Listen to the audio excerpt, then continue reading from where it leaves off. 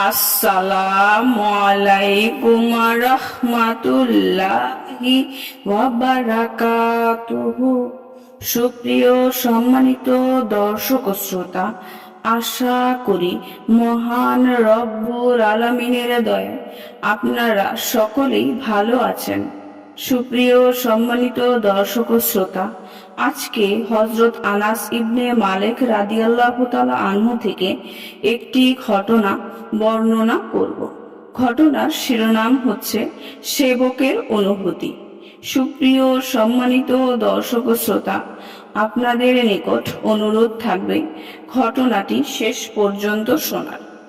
হযরত আনাস ইবনে মালিক রাদিয়াল্লাহু তাআলা আনহু বলেন, আল্লাহর রাসূল সাল্লাল্লাহু আলাইহি ওয়াসাল্লাম মদিনায় আগমনের পর হযরত আবু তালহা রাদিয়াল্লাহু তাআলা আনহু আমার হাত ধরে রাসূল সাল্লাল্লাহু আলাইহি ওয়াসাল্লামের কাছে নিয়ে যান এবং বলেন, হে আল্লাহর রাসূল, আনাস খুব বুদ্ধিমান বালক, সে আপনার খেদমত করবে।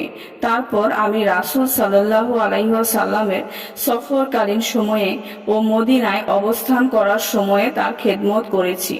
কোনো কাজের ব্যাপারে কখনো তিনি বলেননি, এ কাজ কেন করেছো কিংবা এ কাজ কেন করনি।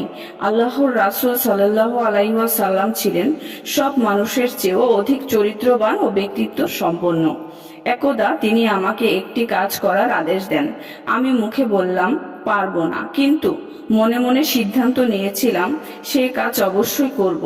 সেই কাজে যাওয়ার পথে কয়েকজন লোককে খেলা করতে দেখা গেল। দেখে খেলা দেখতে লাগলাম।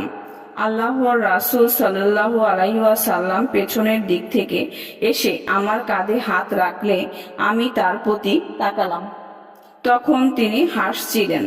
তারপর বললেন, ও হে উনাইস, আমি তোমাকে যে কাজে যেতে বলেছিলাম সেখানে কি গিয়েছো? আমি বললাম, এখনই যাচ্ছি। আল্লাহ পাকের শপথ, আমি 9 বছর কাল আল্লাহর রাসূল সাল্লাল্লাহু আলাইহি ওয়াসাল্লামের খেদমতে করেছি। আমার স্পষ্ট মনে আছে, কোনো কাজে ভুল করলেও তিনি আমাকে তিরস্কার করেননি এবং একথাও বলেননি যে এ কাজ কেন করেছো। কোনো কাজ না করলেও তিনি কৈফিয়ত চাননি, বলেননি কেন এ কাজ করনি। অপর এক রেওয়াতে রয়েছে, হযরত আনাস ইবনে মালিক রাদিয়াল্লাহু তাআলা আনহু বলেন, আমি 10 বছর কাল আল্লাহর রাসূল সাল্লাল্লাহু আলাইহি ওয়াসাল্লামের খেদমত করেছি। এ সময়ে কোনো কাজে অলসতা করেছি, অবহেলা করেছি কিংবা ভুল করেছি, কিন্তু তিনি কখনো আমাকে তিরস্কার করেননি, রাগ করেননি কিংবা বিরক্তিও প্রকাশ করেননি। ঘরের অন্য কেউ যদি আমাকে শাসন করতেন, তখন তিনি বলতেন, বাদ দাও, যদি এ কাজ হওয়া তাকদিরে লিপিবদ্ধ থাকতো তবে হয়ে যেত। সুপ্রিয় সম্মানিত দর্শক ও শ্রোতা, আজকের ঘটনাটি এই পর্যন্তই। ঘটনাটি যদি ভালো লেগে থাকে অবশ্যই চ্যানেলটি সাবস্ক্রাইব করবেন, লাইক করবেন, কমেন্ট করবেন এবং বেশি বেশি শেয়ার করে দিবেন। সবাই ভালো থাকবেন। আল্লাহ হাফেজ।